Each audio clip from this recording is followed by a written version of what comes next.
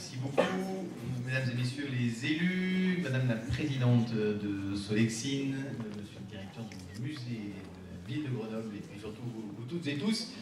C'est un grand plaisir d'être ici et un symbole aussi d'être ici ce soir. Cette opération Musée hors les murs dure depuis 16 ans, c'est la 14e édition, et elle promène finalement des œuvres, mais bien plus que cela, elle crée des rencontres artistiques un peu partout dans la ville, de la Villeneuve aux Eaux Claires, de l'abbaye au village olympique. Il y en a finalement partout et ça crée de la rencontre. Et cette année, c'est fort aussi que c'est lieu ici, parce que Solexine est un merveilleux mouvement culturel de défense des droits culturels d'abord, et puis d'une expression artistique pour chacun d'entre nous, quelles que soient nos fragilités, temporaires ou permanentes. Il y a cette rencontre artistique et nous étions éblouis, je crois, par les travaux qui ont été présentés à l'hôtel de ville il y a quelques mois de cela. C'est symboliquement fort aussi parce que, vous le savez, Solexine traverse des difficultés majeures et la ville de Grenoble fait ce qu'elle peut, parfois un peu seule, aux côtés de cette dynamique associative très riche, pour faire vivre ce projet.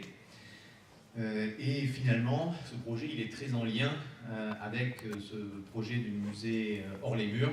Et puis cette année, avec cette rencontre avec soi-même, dans l'autoportrait, dans le portrait, et puis même dans nous-mêmes, avec cette œuvre qui a 40 ans cette année, et qui nous intègre finalement dans l'exposition.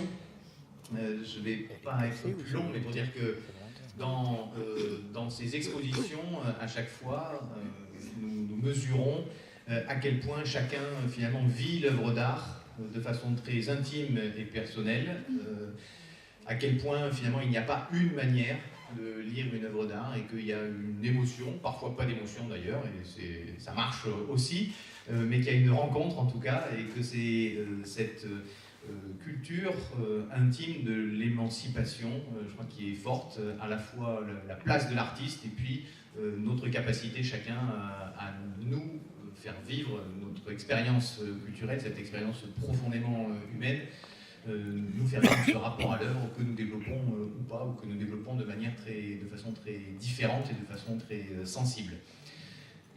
Voilà, finalement, quelle est l'essence de ce projet. Je veux remercier tous les partenaires qui sont nombreux, parce que cette exposition, elle n'est pas posée par le musée, elle est construite dans une rencontre aussi, et ça, c'est très riche.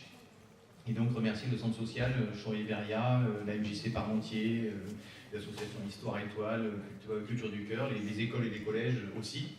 Et puis remercier aussi les différentes équipes de la ville, du Centre communal d'action sociale, de la maison des habitants qui est là, des crèches et des bibliothèques. Donc il y a là un vrai projet qui est toujours un projet finalement de lien entre la culture portée par l'institution publique et tout un chacun, et cette vitalité qui existe en ville. Donc c'est ça que nous faisons perdurer avec cette 14e édition, et c'est ça que nous continuerons de porter dans les années à venir. Merci à toutes et à tous.